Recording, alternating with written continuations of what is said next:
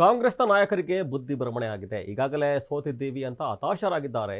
ಹತಾಶೆ ಆದಾಗ ಬುದ್ಧಿ ಸ್ಥೀಮಿತತೆಯನ್ನು ಕಳೆದುಕೊಳ್ಳುತ್ತೆ. ಹೀಗಾಗಿ ಕಾಂಗ್ರೆಸ್ನ ನಾಯಕರು ಈಗೆಲ್ಲ ಮಾತನಾಡ್ತಾ ಇದ್ದಾರೆ. ಮೋದಿ ಅವರ ಜಾತಿ ಬಗ್ಗೆ ಮಾತನಾಡಿದ್ದಕ್ಕೆ ಕಂಬಿ ಎಣಿಸುವ ಸ್ಥಿತಿ ರಾಹುಲ್ ಗಾಂಧಿಗೆ ಬಂದಿತ್ತು.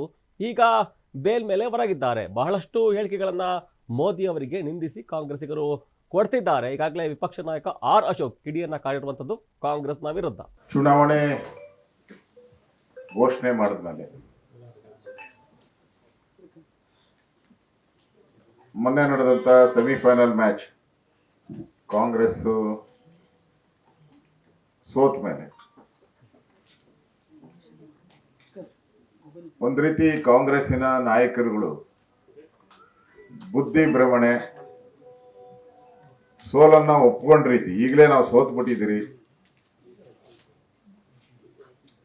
ಯಾವುದೇ ಒಬ್ಬ ಮನುಷ್ಯ ಹತಾಶೆಗೆ ಯಾವಾಗ ಮುಟ್ತಾನೆ ಅಂದ್ರೆ ಸೋಲು ಅವನ ಕಣ್ಮುಂದೆ ಬರಕ್ಕೆ, ಕನಸಲ್ಲಿ ಬರಕ್ಕೆ, ಅವನ ಕಣ್ಮುಂದೆ ಬರಕ್ಕೆ ಶುರುವಾದ ತಕ್ಷಣನೇ ಹತಾಶೆ ಆಗೋಗ್ತದೆ.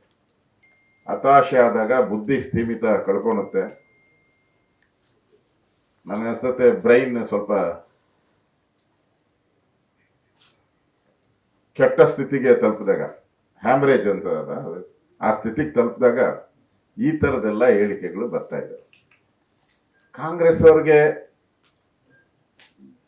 ಸನ್ಮಾನ್ಯ ಮೋದಿಯವರ ಬಗ್ಗೆ, ಮೋದಿ ಅನ್ನೋ ಒಂದು ಜಾತಿ ಬಗ್ಗೆ ಅವ್ರು ಆಡಿದಂತ ಪದಕ್ಕೆ ಈಗಾಗಲೇ ಜೈಲಿನ ಕಂಬಿ ಎಣಿಸೋ ರೀತಿ ಆಗಿದೆ. ರಾಹುಲ್ ಗಾಂಧಿ ಅವರಿಗೆ ಕಂಬಿ ಎಣಿಸಕ್ಕೆ ಕೋರ್ಟ್ ಆದೇಶನೂ ಕೂಡ ಕೊಟ್ಟಿದ್ದಾರೆ, ಬೇಲ್ ಮೇಲಿದ್ದಾರೆ. ಇಷ್ಟಾದರೂ ಕೂಡ ಕಾಂಗ್ರೆಸ್ ಅವರು ಹಿರಿಯಕ್ಕನ ಚಾಳಿ ಮನೆ ಮಂದಿಗೆಲ್ಲ ಅನ್ನೋ ರೀತಿ ರಾಹುಲ್ ಗಾಂಧಿಯ ರಾವು ಇಡೀ ಕಾಂಗ್ರೆಸ್ಗೆ ಅಂಟ್ಕೊಂಡಂಗೆ ಆಗ್ಬಿಟ್ಟಿದೆ. ಈ ರಾವು ಕೇತುಗಳು ತರ ಈಗಾಗಲೇ ಬಹಳಷ್ಟು ಹೇಳಿಕೆಗಳು ಕಾಂಗ್ರೆಸ್ ಅವರು. ನೆನ್ನೆನು ತಾನೇ ಹಿಂದೆ ಚಾಯ್ ವಾಲಾ ಅಂತ ಹೇಳಿದ್ರು, ಆಮೇಲೆ ಚಾಯ್ ವಾಲಾ ಅಂದ ತಕ್ಷಣ ಚಾಯ್ ಪೇ ಚರ್ಚಾ ಪ್ರಾರಂಭ ಆಯಿತು. ಅವಾಗೆ ಬುದ್ಧಿ ಕಲ್ತ್ಕೊಬೇಕಾಯ್ತು. ದೇಶ, ಇಡೀ ದೇಶ ಒಗ್ಗಟ್ಟಾಗಿ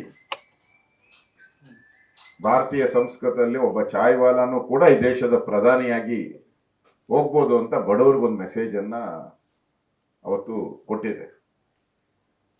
ಅದಾದ್ಮೇಲೆ ಚೌಕಿದಾರ್ ಚೋರ್ ಅಂತ ಹೇಳಿದ್ರು. ನಾವು ಅದನ್ನೇ ಅಸ್ತ್ರ ಮಾಡ್ಕೊಂಡ್ರಿ, ನಾನು ಚೌಕಿದಾರ್ ಅಂತ. ಆಗ್ಲಾದ್ರೂ ಕಾಂಗ್ರೆಸ್ ಅವರು ಬುದ್ಧಿ ಕಲಿಬೇಕಾಯಿತು. ಲಾಲು ಪ್ರಸಾದ್ ಯಾದವ್ ಮೋದಿಯವರ ಪರಿವಾರ ಇಲ್ಲ ಅಂತ ಹೇಳಿದ್ರು. ನಾವು ಬಿಜೆಪಿ ಹೇಳಿದ್ರಿ, ಇಡೀ ದೇಶನೇ ನಮ್ಮ ಪರಿವಾರ ಅಂತ ಹೇಳಿದ್ರು. ಮೋದಿ ಕಾ ಪರಿವಾರ